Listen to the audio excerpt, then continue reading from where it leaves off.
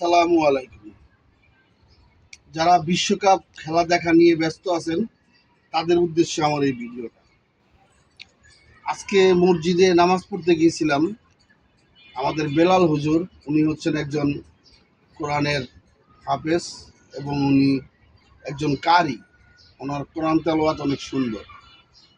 তো উনি কোরআন তেলাওয়াত অনেক সুন্দর, তার বয়ান অনেক সুন্দর। তো আজকে তিনি বিশ্বকাপ নিয়ে কথা বলেছেন, বিশ্বকাপের খেলা নিয়ে কথা বলেছেন আর্জেন্টিনা ব্রাজিল নিয়ে।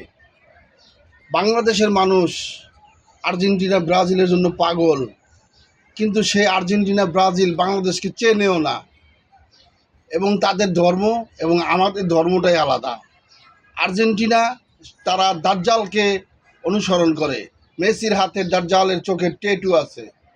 ব্রাজিল তারাও আমাদের ইসলাম বিরোধী।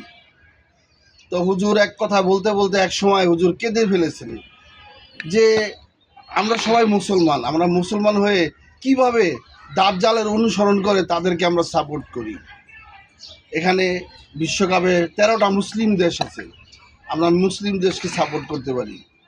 তো সবাইকে বলবো, আপনারা সবাই যদি মুসলমান হয়ে থাকেন তাহলে এখনই আজ থেকেই ব্রাজিলের জার্সি, আর্জেন্টিনার জার্সি পুরে ফেলুন।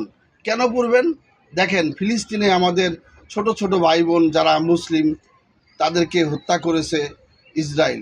সেই ইসরায়েলকে সমর্থন করে ব্রাজিল, আর্জেন্টিনা। তারা তাদেরকে ডোনেশন দেয়, টাকা দেয়, বোম বানাইতে টাকা দেয়, যাতে ওই ফিলিস্তিনের শিশুদেরকে হত্যা করা যায়। তাহলে আপনি মুসলমান হয়ে আপনি কিভাবে একটা দাজ্জালের অনুসারীকে আপনি সাপোর্ট করেন? আপনি ভাবেন না আপনার কি মৃত্যু হবে না কোনো দিন? আপনি মুসলিম হলে আপনি কি বিশ্বাস করেন না আপনাকে কিয়ামতের দিন আল্লাহর দরবারে দাঁড়াইতে হবে? সেখানে দাঁড়ালে আল্লাহ কি আপনাকে যদি প্রশ্ন করে যে তুই মুসলমান হয়ে কিভাবে একটা ইহুদি একদম দাজ্জালেরকে সাপোর্ট করলি, তখন আপনি কি বলবেন? আরেকটা ছোট্ট ঘটনা হলো যে আপনি বলতে পারেন যে ফিলিস্তিনিদেরকে আমরা বাঁচাইতে পারবেন না, কিন্তু একটা ঘটনা আছে, ইব্রাহিম আলাইসাল্লামকে যখন আগুনে ফেলে দেওয়া হলো তখন একটা ছোট্ট পাখি ছিল, সে মুখে করে পানি নিয়ে সেই পানিতে আগুনে দিয়েছিল।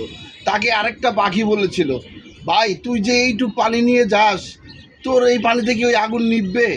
তখন ওই পাখিটা উত্তর দিয়েছিল, ভাই আমিও জানি আমার এই পানিতে আগুনটা নিভবে না, কিন্তু আল্লাহ যদি আমাকে কিয়ামতের দিন প্রশ্ন করে, এই আমার নবী ইব্রাহিম আলাইসাল্লামকে আগুনে জ্বালিয়ে দিয়েছিল নমরুদ, তখন তুই কি করেছিলি?